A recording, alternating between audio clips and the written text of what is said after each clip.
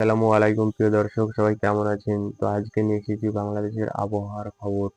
তো আজকে বাংলাদেশের আবহাওয়া কিরকম থাকবে আপনাদের পুরোটাই জানিয়ে দেবো বিস্তারিত।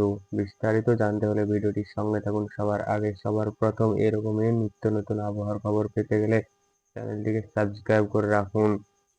তো জেনে নিই এক নজরে বাংলাদেশের আবহাওয়ার ইউরোপীয় আবহাওয়ার মডেল অনুযায়ী বাংলাদেশের আকাশটা কিন্তু পুরোটাই মেঘাচ্ছন্ন থাকবে আগামী 2 থেকে 3 দিনের মধ্যে।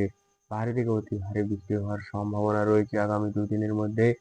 তবে জেনে নেব আমরা বিস্তারিত কোন কোন এলাকায় ভারী, অতি ভারী এবং হালকা থেকে মাঝারি ধরনের বৃষ্টি হওয়ার সম্ভাবনা রয়েছে, কোন কোন জেলাতে আবার সেরকম কোনো বৃষ্টি হওয়ার সম্ভাবনা নেই, কোথায় রোদ আকাশ ঝলমলে ঝাঁ চকচকে আকাশ দেখা যাবে। তো দেখে নিই ভারী থেকে অতি ভারী বৃষ্টি হতে পারে। লক্ষ্য করতে গিয়েছি এই মুহূর্তে যে মেঘামালা অবস্থান করেছে ঢাকা বিভাগের উপর থেকে দেখতে পাচ্ছেন। প্রতিটা জেলার উপরে এই মুহূর্তে মানিকগঞ্জ, গোপালগঞ্জ, মাদারীপুর, শরীয়তপুর, নরসিংদী প্রত্যেকটা অঞ্চলে এই মুহূর্তে ভারী মেঘের আনাগোনা রয়েছে। বরিশাল বিভাগে রয়েছে পিরোজপুর, ঝালকাঠি, পটুয়াখালী, তোলা এইসব অঞ্চলগুলিতে দেখতে পাচ্ছেন ভারী থেকে মেঘের আনাগোনা রয়েছে।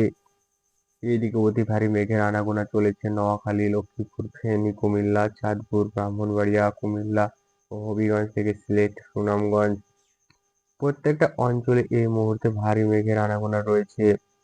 পাশাপাশি নেত্রকোনা, ময়মনসিংহ, শেরপুর, জামালপুর, বগুড়া যে জেলা বাদে রয়েছে রংপুর, গাইবান্ধা এই অঞ্চলগুলিতে ভারী মেঘের আনাগোনা রয়েছে।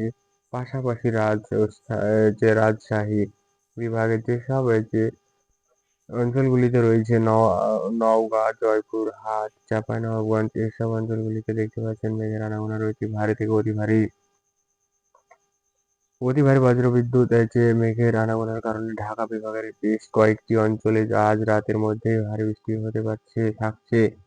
এরই সাথে রাত 1টার পর থেকে ভারী থেকে অতি ভারী বৃষ্টিপাত। তাছাড়া বরিশাল বিভাগের উপকূলীয় অঞ্চলগুলিতে, চট্টগ্রাম বিভাগের বেশ কিছু অঞ্চলগুলিতে আজ রাতের মধ্যেই অতি ভারী মেঘের আনাগোনার কারণে বৃষ্টিপাতের ব্যাপক হতে পারে। তো এই ছিল আজকে বাংলাদেশের আবহাওয়ার খবর। তো কেমন আপনি কোন জেলা থেকে দেখছেন আমাদের ভিডিওটি কমেন্টে জানাতে ভুলবেন না।